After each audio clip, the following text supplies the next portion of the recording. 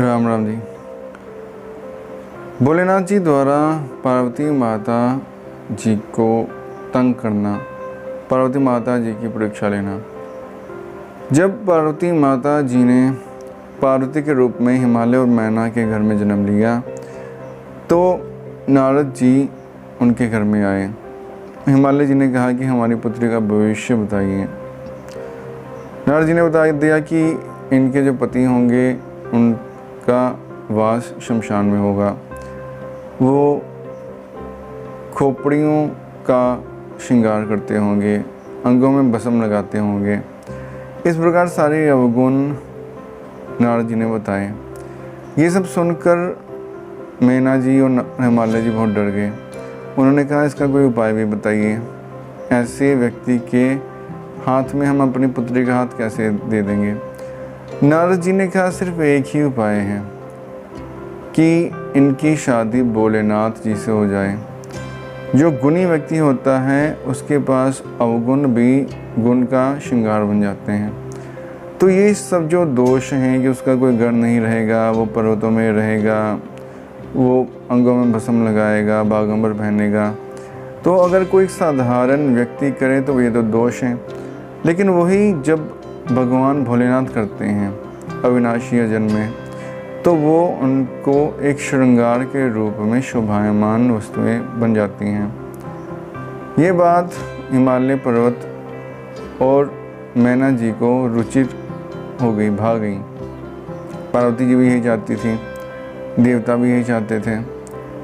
तो पार्वती जी ने तपस्या करनी शुरू की।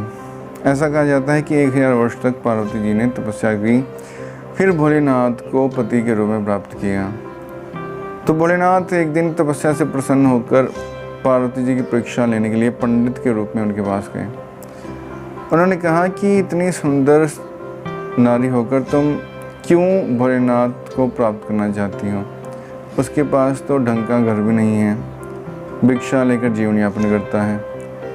जब ये बातें सुनी तो पार्वती जी ने कहा कि पंडित जी आप कृपया करके मेरे मन को दुखाने वाले वचन मत कहिए।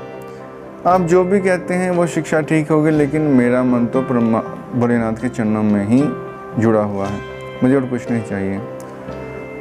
जो भोलेनाथ थे पंडित के रूप में, उन्होंने कहा कि तुम मुझे कहो तो मैं विष्णु जी को तुम्हारे लिए वर्ण कर लूँ। विष्णु जी के पास बैकुंठ है, कौस्तुभ मणि है, अनंत शोभा है उनकी। तो शिव जी को क्यों वर्ण करना चाहती हो? शिव जी को त्याग दो, उनका स्मरण मन से निकाल दो, जिससे तुम कहोगे मैं उससे शादी करा दूंगा और कोई भी देव उनसे शादी करा दूंगा।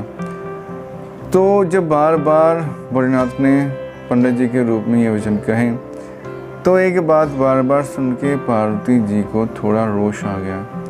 उन्होंने कहा कि आप क्षमा करके यहाँ से चले जाइए या मैं ही यहाँ से चली जाती हूँ, आपने नहीं जाना तो मुझे भोलेनाथ से जुदा करने की बातें मत कीजिए। मेरी श्रद्धा, मेरा विश्वास अटूट है, वो नहीं टूटेगा। जब पार्वती जी जाने लगी तो भोलेनाथ अपने असली रूप में आ गए। भोलेनाथ को सामने देखकर उन्होंने दंडवत प्रणाम किया और भोलेनाथ ने प्रसन्न होकर कहा कि मैं तुम्हारी तपस्या से प्रसन्न हूँ, वर मांगो। पार्वती जी ने उनको अपने पति के रूप में प्राप्त कर लिया। तो इस प्रकार पार्वती जी को पत्नी रूप में स्वीकार करने से पहले भोलेनाथ ने परीक्षा के रूप में इस प्रकार पार्वती जी को तंग किया था। धन्यवाद।